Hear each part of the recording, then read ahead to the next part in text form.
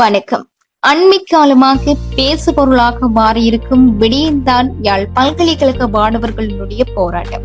அந்த வகையில் யாழ்ப்பாண பல்கலைக்கழக அனைத்து பீட மாணவர் ஒன்றியங்களினதும் கூட்டறிக்கையானது வெளியிடப்பட்டிருக்கின்றது.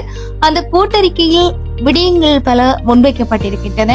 அந்த விடயங்களாக நமது யாழ்ப்பாண பல்கலைக்கழக மாணவர்களினால் கடந்த 24ஆம் 25ஆம் தேதிகளில் நடைபெற்ற உண்ணாவிரத போராட்டமானது 4 அம்ச கோரிக்கைகளினை முன்வைத்து நடைபெற்றிருந்தது.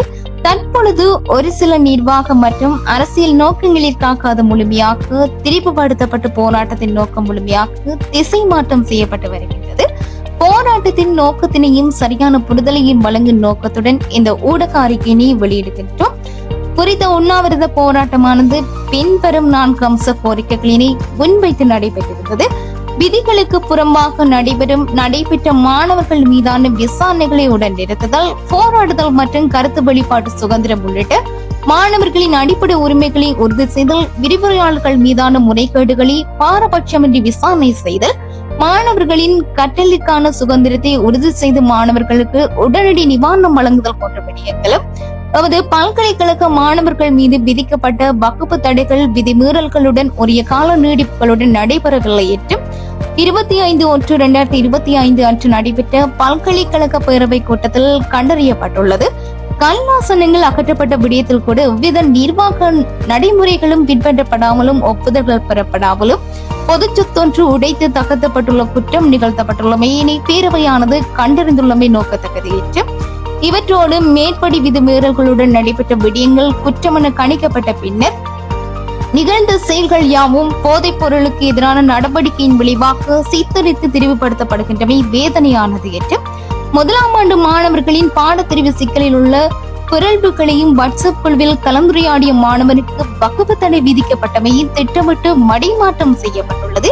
அதிகார பீடங்கள் தங்களின் நலன்களுக்காக போராடும் வர்க்கங்களை பிரித்தாலும் வளமையாவும் அறிந்தது என்றும் அவ்வாறுதான் ஒரு சில நிர்வாக ஒத்தோடிகளின் துணை கொண்டு புதிய புனைப்புகள் மத்தியிலும் கட்டவிழ்ந்து விடப்பட்டிருக்கிறது என்றும் மாணவர்கள் மீது நடைபெற்ற ஒழுக்காற்று விசாரணைகள் அவற்றிலும் கல்லாசனங்களோ போதைப் பொருட்களோ நேரடியாக தொடர்பு படாத நிலையிலும் ஒரு விடயத்தினை தெளிவுபடுத்துகின்றோம்.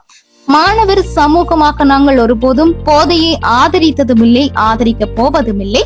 மாறாக காலில் புண் என்றால் காலினை வெட்டி எறிவதற்கு பதில் அதனை ஆற்றுவதே சமூக பொறுப்பு. அதாவது கல்லாசனங்களால் ஏதேனும் சிக்கல் நிலை இருப்பின் அதற்கான முற்காப்பு நடவடிக்கையினை மேற்கொள்வதும் அதனை தடுத்து நிறுத்துவதுமே மாணவர் ஒழுக்கம் சார் தரப்பின் கடமையும் பொறுப்புமாகும்.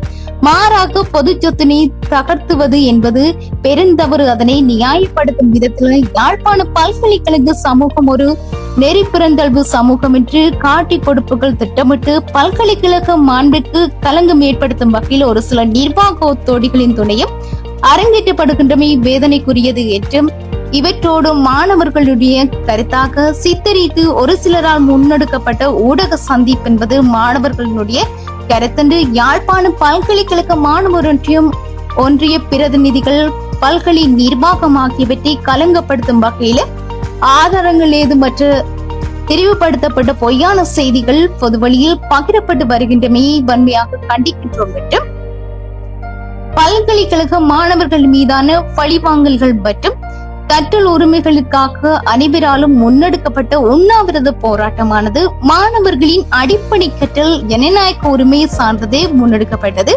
எனினும் அது திட்டமிட்டு திரிவுபடுத்தப்படுவதோடு பல்கலைக்கழகத்துக்கு களங்கம் ஏற்படுத்துவதாக அமைந்துள்ளது.